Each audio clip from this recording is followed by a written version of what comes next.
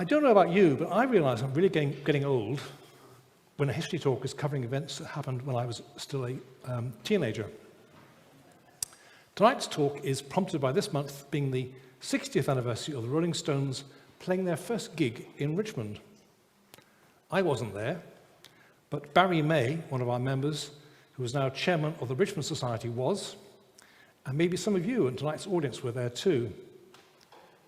Barry is currently on holiday overseas, sends his apologies for tonight's talk, but I hope that some of you who will be able to contribute your own memories will ask questions or share your memories at the end of tonight's talk. Our speaker is Andrew Humphreys, a member of our society who has spent 25 years in global newspaper and magazine publishing.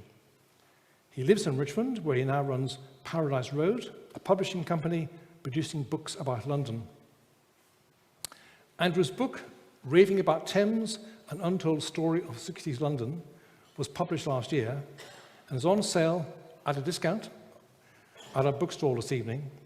And we also have copies of our own publications, including the latest issue of our journal, Richmond History. In the meantime, please give a very warm welcome to Andrew Humphreys.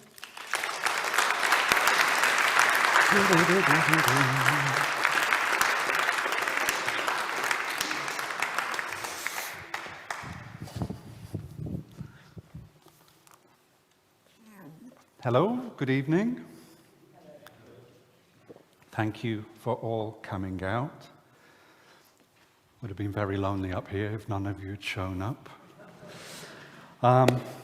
So, as Robert said, tonight I am going to be talking about the Rolling Stones, and specifically the Rolling Stones' relationship to, and arguably debt to, Richmond and Twickenham. Don't worry if you don't happen to like the Rolling Stones or the music, because neither do I. But I do like a good story, and I think this is a good story. So it's also very topical. As Robert said, this month marks the 60th anniversary, not since the Stones first played Richmond. We'll get onto that in a minute. What it is, it's the 60th anniversary since the Rolling Stones started their residency at a pub just 2 minutes from where we're sitting. So how exciting is that? So they began this residency on the 24th of February 1963, which was a Sunday night. Why is this significant? The Rolling Stones played lots of gigs. The reason it's significant is because February 1963, the Rolling Stones were a struggling band. They were struggling to get gigs. They were struggling to settle their lineup. It was a changeable lineup up to that point. They were fairly unrehearsed.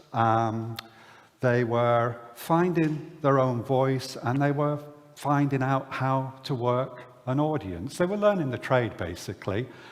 They had this residency here in Richmond for 27 weeks. Not all in the same place, there were 2 venues, but they were here for 27 weeks.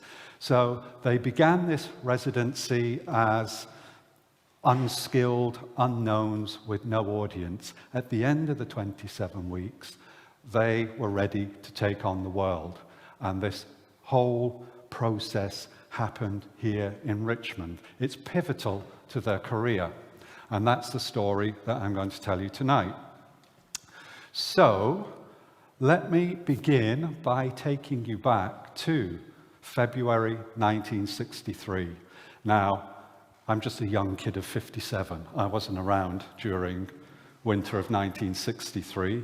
But if anybody was around in 1963, you might well remember it because it was the coldest winter on record. Oops. Winter 1963, in some parts of the UK, there was snow on the ground for 10 weeks. Over on the Kent coast, Herne Bay, the sea was actually frozen for a mile out. The same on the upper reaches of the Thames. this is Windsor. This is Windsor Bridge. And the Thames is frozen solid so that it's possible to walk across and ride a bicycle across. So, winter of 63 is memorable. Winter of 63, we have Harold Macmillan as the Prime Minister. This is a man that was born when Queen Victoria was still on the throne. British politics is still smarting because Charles de Gaulle of France has just vetoed Britain's entry into the European Economic Community. Entertainment is limited. TV, 2 channels. Primetime entertainment on a Saturday night is the black and white minstrel show.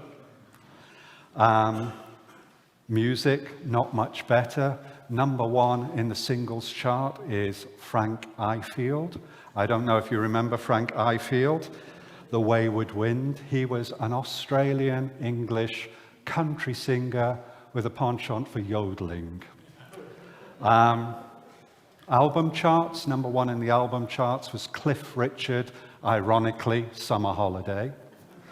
But there was an inkling that change was coming, because in the singles charts, number 2 was the Beatles, their second single, Please Please Me. And in a few weeks' time, they're about to release their first album, also called Please Please Me. This would rapidly rocket up the charts, displace Cliff Richard, and stay at the top of the charts for an unbelievable 30 weeks, ushering in Beatlemania, but also, arguably, ushering in the sort of youth and music-led revolution of culture, optimism, creativity, and sexual freedom that we now refer to as the 60s. But all of that is a little way down the line. Right now, February 1963, it's a very black and white world. It's going to get a little bit more exciting for Richmond, though, because as we know, February the 24th, the Rolling Stones are going to start their residency at a venue in Richmond. Whoops. This is the venue, the Station Hotel. If any of you don't recognize it from that photograph, you will from that. It's now 1 Q Road, and it's opposite Richmond Railway Station. It looked a bit more decrepit in those days.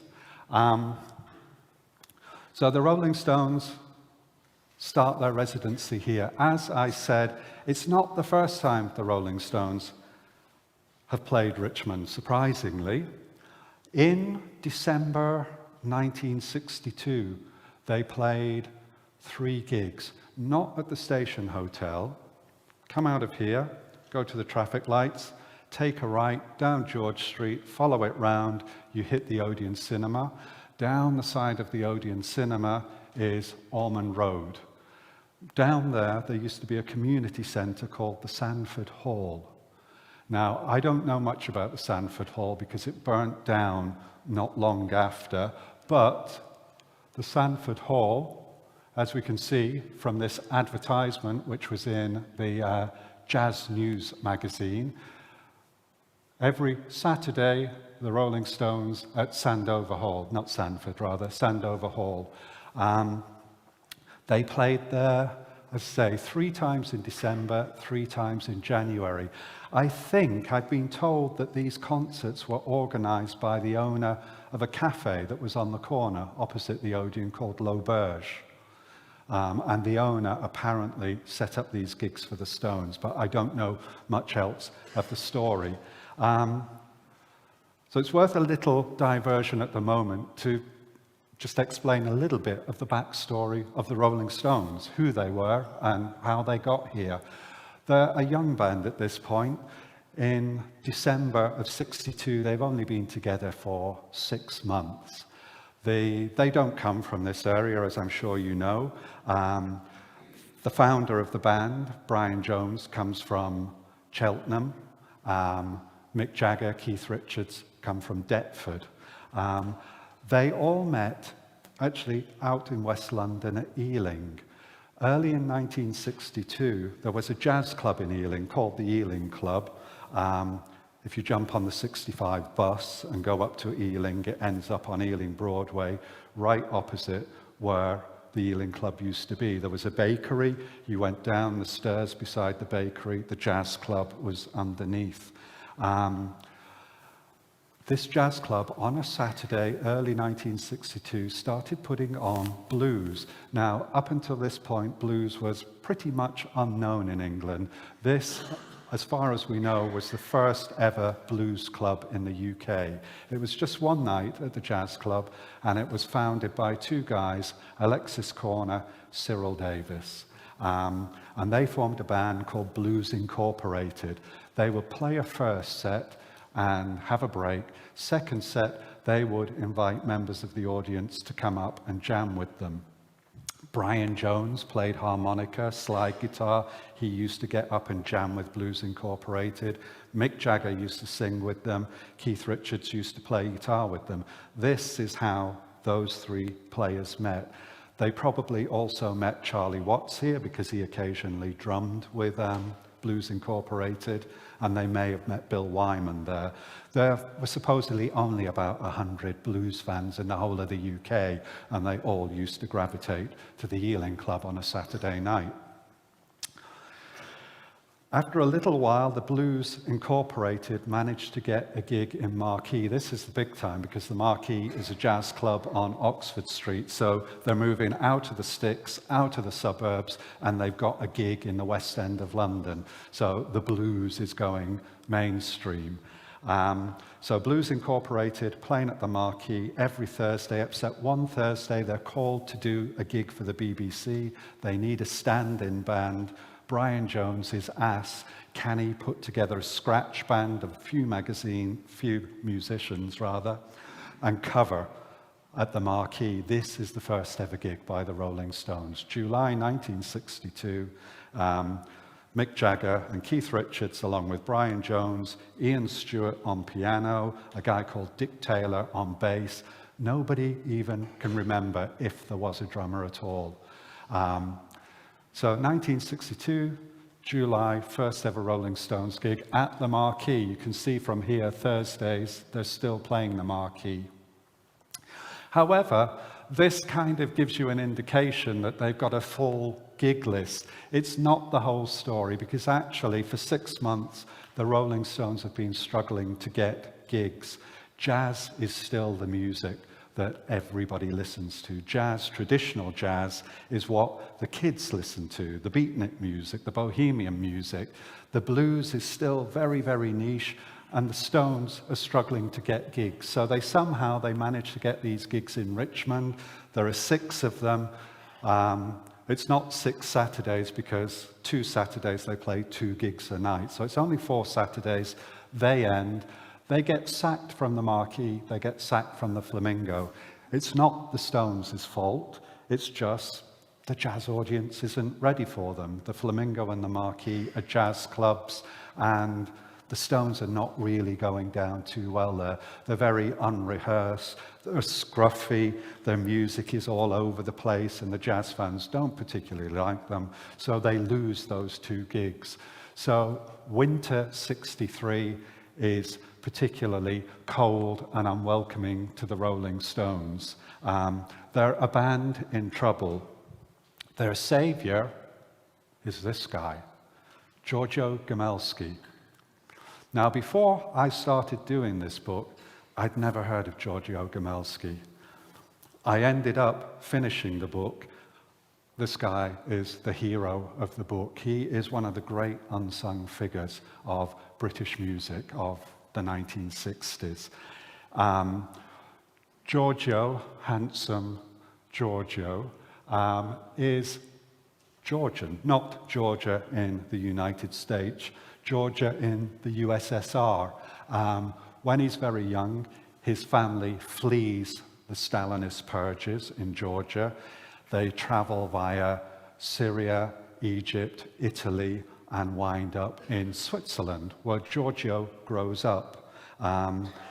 He becomes a jazz fan through listening to the United States Armed Forces radio, where late at night he hears jazz and becomes a committed fan. And then at one point, his mother leaves Zurich, where the family's based.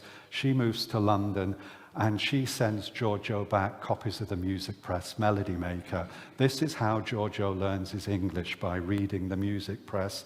This is how he learns about London and the music scene. So, of course, as soon as he finishes his education in Zurich, he's off to London, where he has ambitions to become a filmmaker. Giorgio has lots of ambitions, but the main one is to become a filmmaker. He arrives in London and immediately becomes a face on the scene. He's a larger-than-life character, and I want to read you just one short paragraph of how I describe Giorgio in the book. Giorgio is a burr-shaped, dark-bearded, twinkling guide, deeply baritoned, rapid-talking, blue-sky dreaming, flash car driving, filmmaker, entrepreneur, hustler, talent spotter, marriage broker, and midwife. In his long career, he introduces the Beatles to the Rolling Stones, Jimi Hendrix to legendary French rocker Johnny Hallyday, and the Yardbirds to lasagna. He's given to making absurdly gnomic statements. 3 things that fascinate people are water, fire, and watching pigs. He makes a memorable first impression.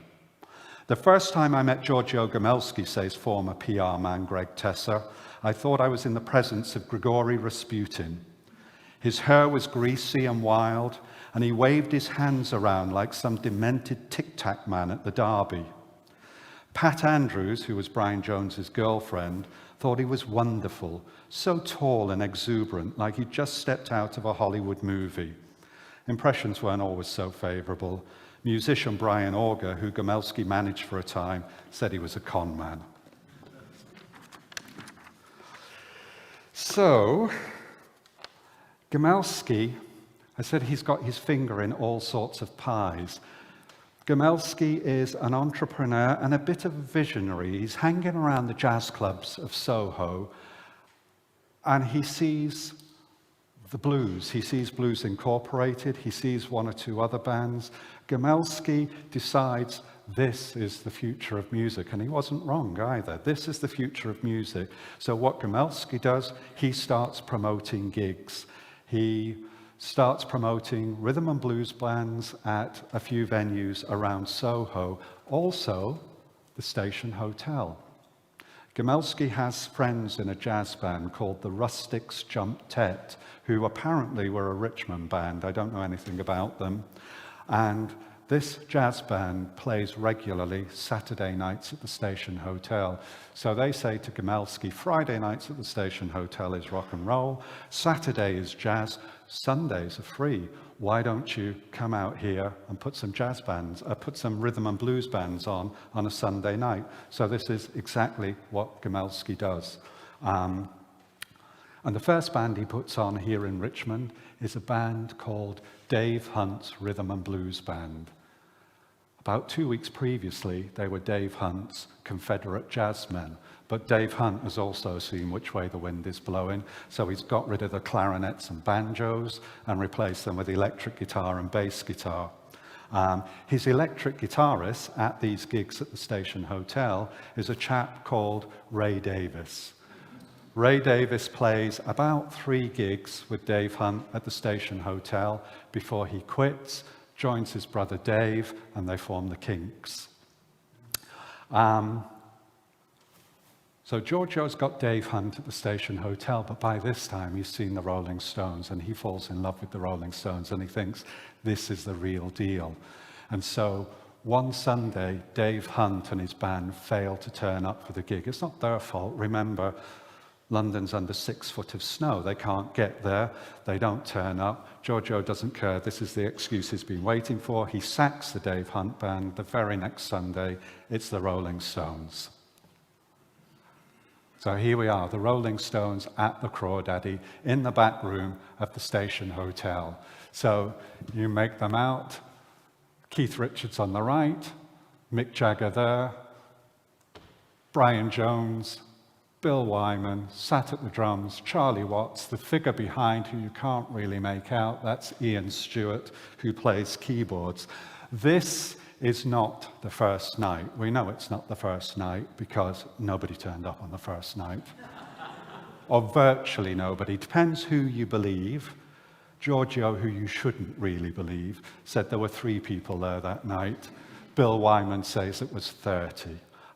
Whatever. Hardly anybody turned up.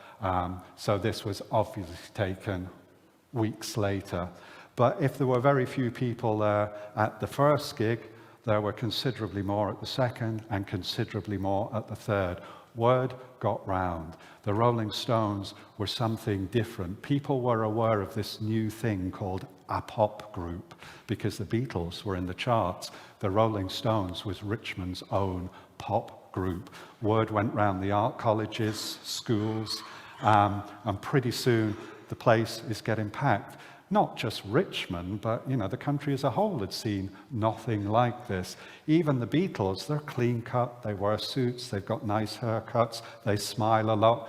Not this lot, they stand there, they scowl at you, they're scruffy, they've got attitude. It's exciting. So word gets around, grows and grows, and within a few weeks, they get their first press. Whoop. So, Robert mentioned Barry May, who I'm sure many of you know. In fact, Barry May has stood up here and talked about his career. Barry May, cub reporter for the Richmond and Twickenham Times, April 13th, 1963. This is the first ever review of the Rolling Stones, and these would be the first ever photographs of the Rolling Stones playing live in Richmond and Twickenham Times. Before Barry can even talk about the band, he's got to describe what the Rolling Stones, what rhythm and blues is. This band plays rhythm and blues. What on earth is rhythm and blues? Possibly you can read it for yourself, but Barry describes rhythm and blues as pepped up blues and original American Negro pop music. And he explains that this is what the kids are listening to, not jazz. He goes on to explain that the Rolling Stones play songs by black American artists like Bo Diddley. And it's from a Bo Diddley song that the club night at the Station Hotel takes its name. There's a Bo Diddley track called Hey Crawdad. The Rolling Stones tend to close the evening with this song, and it's got a call and response where the audience sing Hey Crawdaddy. And so Sunday nights at the Station Hotel take the name of the Crawdaddy Club. This goes out pretty soon. Other journalists are coming into Richmond to check out this band. A couple of weeks later, there is an article in the Record Mirror. And I particularly love this review, so I'm going to read you what the Record Mirror said about the Crawdaddy Club. Have a drink first.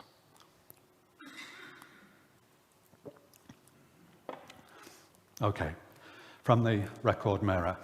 In the half-darkness, the guitars and the drums start to twang and bang, a pulsating rhythm and blues. Shoulder to shoulder on the floor stood 500 youngsters, some in black leather, some in sweaters. You could have boiled an egg in the atmosphere.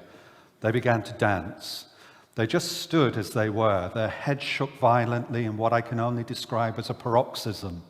Their feet stamped in tribal style. If they could, the dedicated occasionally put their hands above their heads and clapped in rhythm. In its fervor, it was like a revivalist meeting in America's deep south. This is Richmond, for God's sake. So, this is what it looked like. It looks terrific. Boy, do I wish I was alive in 1963. Absolutely. This is what we got up to here. But as cool as the Stones were, you've got to remember this was an unknown band playing covers of obscure American material in the back room of a shabby pub at the far distant end of the District line. This is not quite amateur hour, but so what happens the very next night is all the more momentous. This review comes out on the 13th of April. On the 14th of April, the Rolling Stones are playing. It's the Sunday night. They've played the first set. They've had a break. They're just starting the second set. Bill Wyman's playing. He looks up and sees 4 shadowy figures being ushered through the room. You think, shit, that's the Beatles. Mick Jagger sees what he's looking at, spots them, looks away. He can't catch their eye. He doesn't want to see them. Although he does notice that the 4 of them are wearing floor-length leather jackets that make them look like Western gunslingers. He thinks, I'll have one of those. So there we are. The Beatles turn up at this back room in Richmond. Why? How? What were they doing there? It wasn't because they were subscribers to the Richmond and Twickenham Times and read the review. No, the reason they were there was because Giorgio Gamelski, like I said, was ambitious. He's a man of appetites. He's not content with managing the Rolling Stones. He still has ambitions to be a filmmaker. He claims that he saw the Beatles when they played in Hamburg, and he'd been following their career ever since. He has written a screenplay. He wants to make a movie about the Beatles. Specifically, he wants to make a movie about a day in the life of the Beatles. Now, he's bumped into Brian Epstein and he's managed to wangle himself an invite to go and meet Brian Epstein in Teddington. The Beatles are at the film studios in Teddington shooting an episode of Thank Your Lucky Stars, the pop panel program. So Giorgio goes over there with his film treatment, meets Brian Epstein, corrals the Beatles and says, hey, I've got this really hot new band playing in Richmond tonight. It's only a couple of miles away. It's on your way home. Why don't you drop in on the way back? They do. Amazingly, they do. So they drop in that night. So I've been told, the Beatles just stood at the front of the stage and watched the performance. Nobody bothered them. But the most amazing thing about that night, this one particular night, 14th of April, 1963, you have the Rolling Stones, you have the 4 Beatles. Over here, you have 2 guys called Chris Dreyer and Paul Samwell Smith. I've interviewed Paul. He tells me they were there that night. In a couple of months' time, Chris and Paul would found their own band called the Yardbirds. Also in the audience that same night, and we know this because he writes about it in his autobiography, Eric Clapton. So think about it. This one night in a back room in a pub in Richmond, just round the corner from here, you have the Rolling Stones, you have the Beatles, you have half the Yardbirds, you have Eric Clapton. Imagine had there been a gas explosion that night. 60s would have been cancelled. Quite extraordinary. Once the gig was over, the Beatles went back to the flat in Fulham, Edith Grove, where Brian Jones, Mick Jagger, and some of the other Stones lived. And they sat around playing records, chatting. It is almost certain that at some point Brian Jones would have pulled out that review from the Richmond and Twickenham Times, because we know for a fact he cut it out, folded it, and kept it in his pocket. There's all those myths that say that the Beatles and the Stones were, bitter rivals. Just not true, at least not at this stage anyway. So the Beatles go back to the Stones' flat. Later that week, the Stones go see the Beatles at the Albert Hall, where they're performing in a BBC radio show. Not long after that, Paul McCartney and John Lennon drop in on a rehearsal studio where the Stones are rehearsing. They gift them a song, which they record and becomes the Stones' first hit. And George Harrison puts in a good word with Decca Records, which gets the Stones their first recording contract. So at least at the beginning of their careers, the Stones and Beatles are quite tight. Things are happening at pace here. So 10 days after the Beatles turn up, the Rolling Stones start a new residency, Eel Pie Island. So I probably don't need to explain to people here what Eel Pie Island is, but just quickly, Eel Pie Island, Twickenham, Eel Pie Island Hotel has been a jazz club since 1956, Saturday, Sunday night jazz.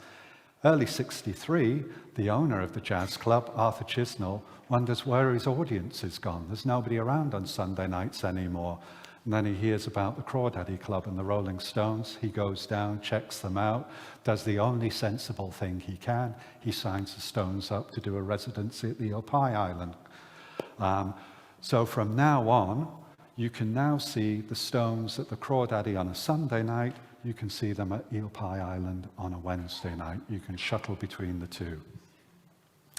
The excitement continues. The following Sunday, there is another very, very significant person turns up to see the Stones at the Crawdaddy Club. This is Andrew Loog Oldham, who turns up with his business partner, Eric Easton. Oldham had actually been to see the Stones the previous week, got very, very excited about them, dragged Eric Easton over the following week. Oldham is young. He's younger than the Stones. He's just out of public school where he has left with 2 O-levels and a massively inflated ego. He's already worked as an intern for fashion designer Mary Quant. He's worked at the Flamingo nightclub in Soho. He's worked as an intern for Brian Epstein doing publicity for the Beatles, but he wants his own thing. So he's heard about this band, the Rolling Stones. He had a tip-off from Soho. He's come out. He's seen them. He's snappy. He's calculating, above all, ambitious. In his autobiography, he admits he knows nothing about rhythm and blues. He knows very little about music, but when he sees the Rolling Stones, he sees sex, and he knows how to sell sex. Within a week, he signed the Beatles. Within a week, he signed the Rolling Stones to a 3-year management deal. A few days after that, he gets them a record deal with George Harrison's help at Decca. And a few days after that, they record a first single. So talk about fast moving. The question is, where's Giorgio? Where's Giorgio in all of this as Andrew Loog Oldham sweeps in? Unfortunately for Giorgio, he's in Switzerland at his father's funeral. By the time he gets back, too late. Giorgio thought he was the manager of the Rolling Stones, but he never got them to sign a contract. And as soon as Oldham found this out, he got the signatures down, and there was absolutely nothing Giorgio could do about it. He remained on good terms. Here he is with Mick Jagger. Mick Jagger looking very, very contrite. Maybe this is a point where Giorgio's saying, Mick, how could you do this? He remained the promoter for the Crawdaddy Club. So the Stones continued to play, even though they were now managed by somebody else, had a record deal elsewhere. They were still playing for Crawdaddy. Giorgio wasn't going to let it go because they were making money, so he was at least getting some money from the performances. But the hiccups continued. All of this happens in May, June. In June, he almost loses the Crawdaddy. At this point, the Stones are so popular, not only is the room rammed, but there are queues all the way down the high street. People are starting to complain. The regulars at the station hotel don't like it. Neighbouring businesses don't like it. So the brewery that owns the station hotel tells Giorgio to sling his hook. He's out. Giorgio is resourceful. Within a week, he's found a new venue. Just down the road is the Athletics Association, where Richmond Rugby Club play. There's a big clubhouse. The Stones finish playing the Station Hotel one Sunday. The very next Sunday, the Crawdaddy Club has a new address. It's Richmond Rugby Club, and they move there. And the good times continue.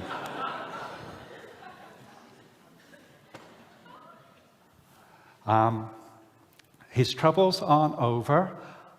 You all know about the Richmond Jazz Festival. You've had Alan Sharif stand up here and give a talk on the Richmond Jazz Festival. Started in 1961, repeated 1962, happens again in 1963. The problem is the Jazz Festival takes place at the Athletic Association grounds, also includes the use of the rugby club. That's the bar for the Jazz Festival, so the Rolling Stones cannot play their regular Sunday night gig. Giorgio goes to see the organisers of the festival and explains, he has to pay the band whatever happens, so please, can you include them in the festival? They come to a compromise. It's a jazz festival. This is a festival where all the great and good of jazz play, the likes of Chris Barber and Kenny Baker and Ken Collier. The organisers do not want the Rolling Stones as part of their jazz festival. So they make what seems like a sensible decision, and they say the Stones can play, but see that corner way back there? We'll put a tent up and they can play back at the end of the field in that tent.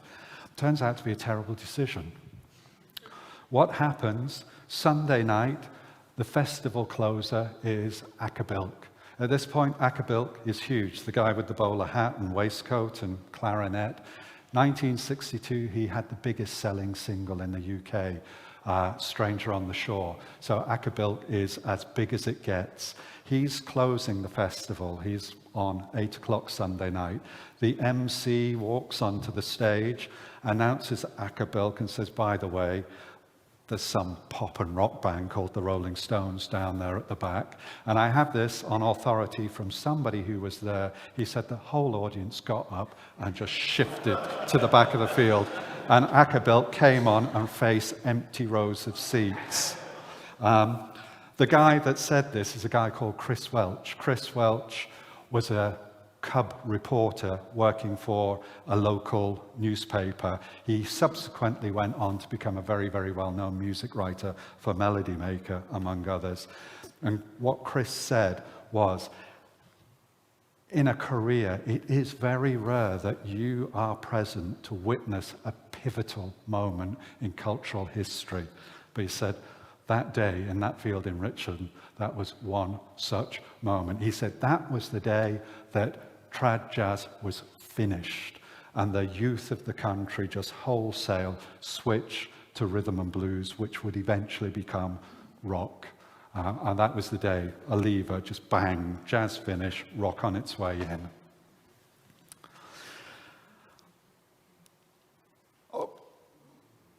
Okay, so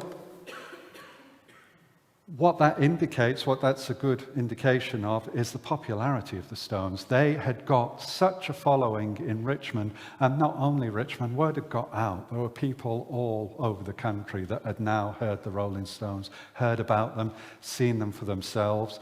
Andrew Loog Oldham, he had got them a record out, he got them radio play, he got them on TV.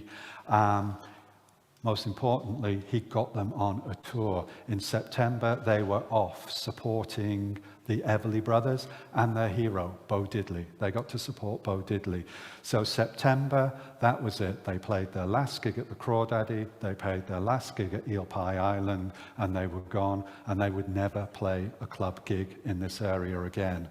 They did return once more.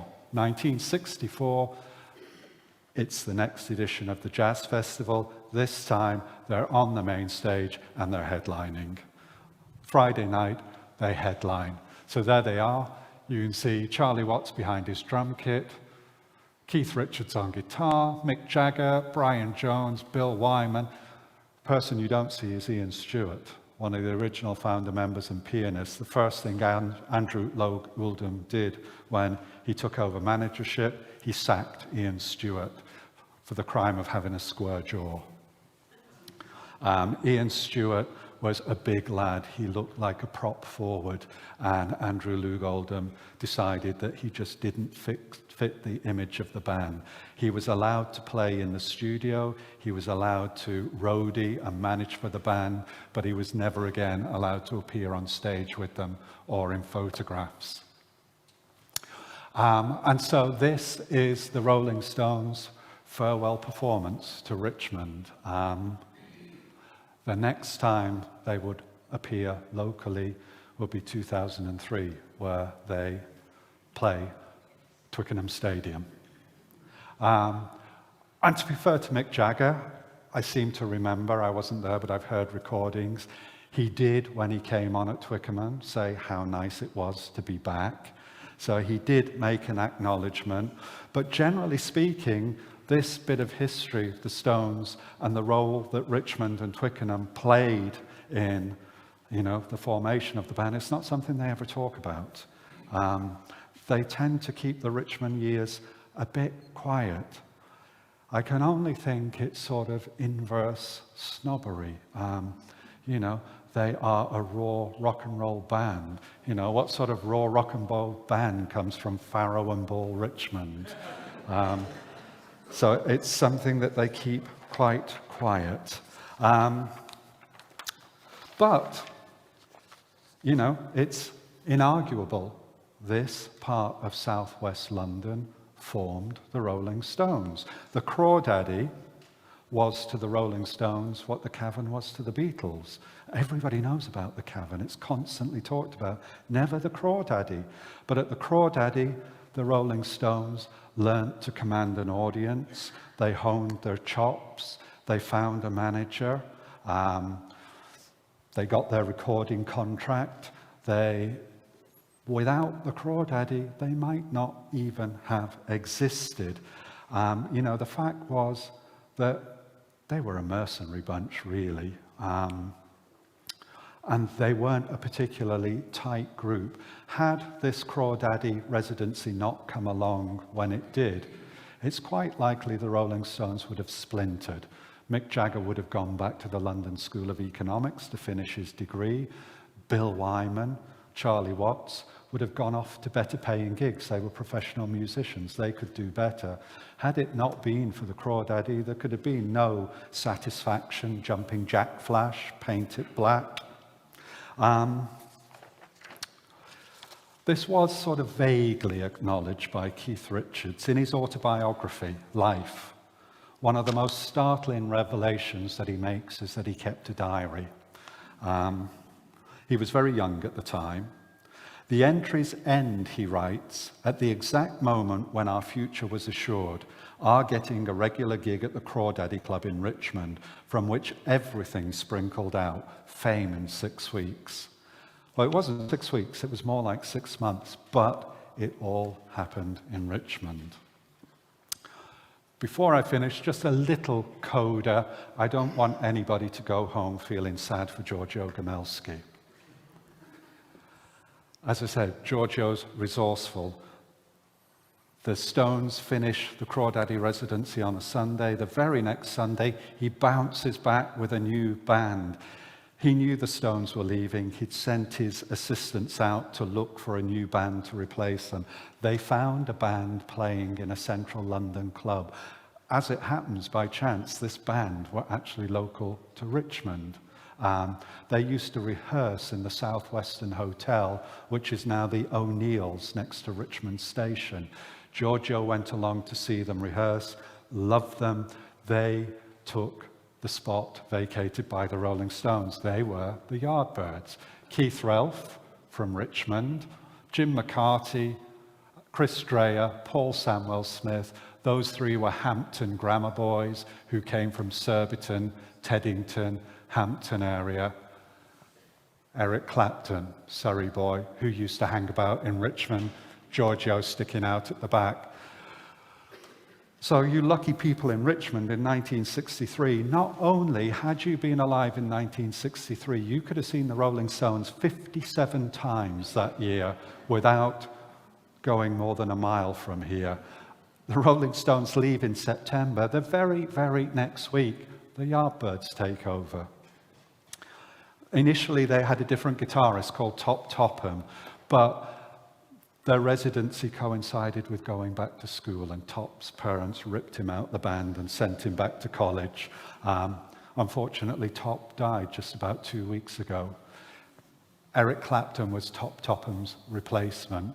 So you would have seen the Yardbirds with Eric Clapton play for the rest of '63, pretty much every Sunday through '64 and into '65, at which point Clapton left to be replaced by Jeff Beck, who also died just a few weeks ago, which must have Eric Clapton quaking. Ultimately, Giorgio then lost the Yardbirds. They sacked him for financial mismanagement. Giorgio went on to own a record label, manage more bands, tired of England, went to Paris, had a whole career in France, tired of France, went to New York, where he was heavily involved in the new wave punk scene in New York. And that's it. I will leave you at that point, only to point out, if you were at all interested and intrigued by that story, everything I've told you forms just one chapter in this book, one chapter of 12. So if you want to know anything more about music and youth culture in Richmond and Twickenham during the 1960s, you'll find it all in there. Thank you for listening.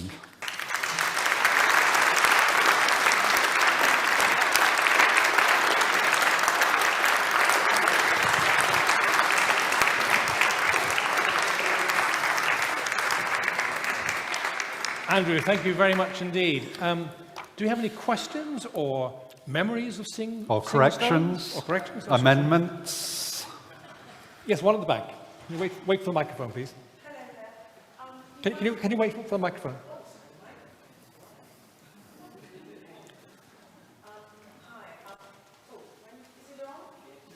We can hear you anyway. I've read there we go. Now it's on. I've read Andrew's book, and it is absolutely fantastic. It reads almost like a work of fiction. The narrative just bounces along. So thank you for that, Andrew. A couple of things about the Rolling Stones. I'm a volunteer at the Eel Pie Island Museum in central Twickenham. And the Stones, or the boys, as we refer to them, have always been quite good to us. When they played at Twickenham, you were absolutely right, they played in 2003, but then they also played in 2019, which was the anniversary to the day, 55 years since one of their 20-odd gigs at Eel Pie Island. And Mick Jagger addressed the crowd on the day and said, "It's great to be back in Twickenham. It's where it all began, Eel Pie Island. So you can bugger off, Richmond." And as a result of that, so many people in the audience started sort of searching Eel Pie Island on their phones that our website crashed within seconds, because you just don't expect that sort of traffic. But what they have sort of, before we even opened the museum, the curator, Michelle, sent them a montage of images of them back in the day at Eel Pie. And it happened to be signed in Nashville, because they have very specific days when they do signing the Stones, because they're never in the same room more than 6 times a year, except for when they're on stage. And one of the Stones, I can't remember, wrote on it, "Thank you, Eel Pie." So I think there's an element that, whilst they might not publicly talk about it, I think they all recognise the debt they owe to this borough, mainly because they lived here for so long as well, you know. But I would highly recommend Andrew's book. It's a damn fine read. Thank you. Next, any more points? Yes, over here. Hi, my brother was a jazz musician, and one of his pals was Dave Hunt, who you've mentioned. And Dave Hunt took me as a young teenager to the Richmond Athletic Ground to see the Rolling Stones on Sunday, the 1st of September, 1963. So I was in one of the audiences, and it was wonderful. I did say, people were doing that while I was there. It was great. Can I grab this one? Because I was also there. And it was, I mean, it's so interesting how that tent or marquee got there for your description, because when I visited, I went to what I thought was I was going to the jazz festival. I'd come from up in the Heathens in North London at the stage. I didn't really know Richmond, but this was a wonderful jazz festival and I was going to attend it. And then we were directed towards this marquee at the back, which was described as the blues tent. And we didn't really know what this blues tent was all about and that's how I then discovered the Rolling Stones. And I remember it so well because the behaviour, the demeanour, I mean, I was a kid of 17, but even at 17, I was a bit shocked by the way Mick Jagger addressed us. And it was so unusual to be so slovenly and rather horrid, actually. But anyway, but what fun, we were both there together. Well, no, I was there the year before you, because I wasn't at the festival. I was just at a gig at the Richmond Athletic Ground. But I will tell you that I went to get their autographs afterwards, because they were actually a little bit famous. And while Mick Jagger was signing, because I had their record, 45 RPM record cover with their names on it and little pictures, and got them all to sign it. And Mick Jagger sort of took his shirt off in front of me.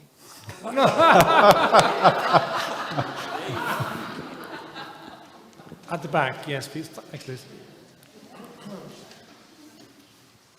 Thank you.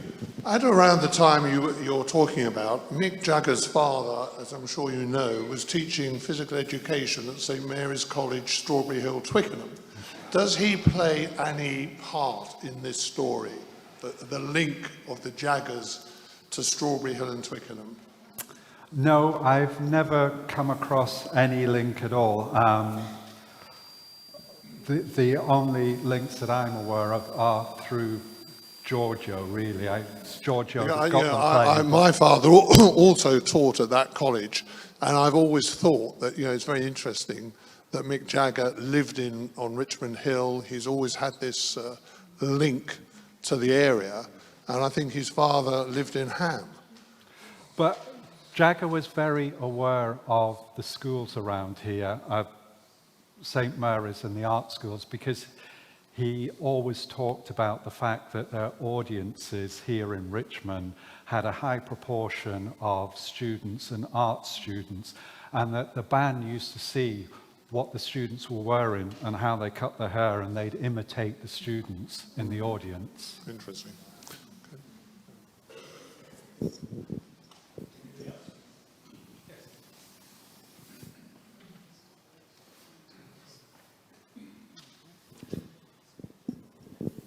Hello, I represent a rather earlier version of Mick Jagger than what you're talking about, because I went to school with him. I was in the same form as him, the fourth form, fifth form, and both years of the sixth form, when 14 of us were all squashed into one room. So we got to know each other well, and I also played with him in a skiffle group. Where was this? In Dartford? Now, you asked for corrections. You said that Keith Richards and Mick Jagger came from Deptford. Dartford. Thank you, because I know for a fact that he came from Dartford. Yeah, Dartford. It was Dartford Grammar School, and the catchment area at that stage went as far as Welling because it was still part of Kent, but he could never have come from Deptford. Yeah. Now, the other thing that's interesting, I heard this statement about his father at St Mary's College, as it was then. At my school, we all had the impression that his father was a well-off builder. And I think you need to look up a bit about that. Right. He was the first, he actually passed his driving test the moment he was old enough and drove to school every day in his own car. But I think it'd be interesting to know how his father mutated from being a builder to being a PE teacher. When the person who talked about it last week at Twickenham, a local history society, talked about him at that college at exactly the same time as Mick was at LSE for 1 year. Right. I find that all a little puzzling. Right.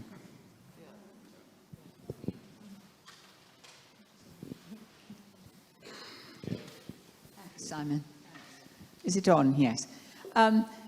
I'm just remembering that he did, in fact, come back to Richmond in later years because he and Jerry Hall bought down a house on top of Richmond Hill. And dare I say, she was at the time chair of Richmond Liberal Democrats. Goodbye. But he did come back to He Richmond. did, yeah, yeah.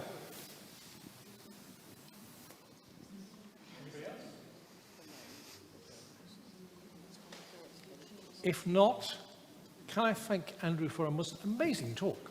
I mean,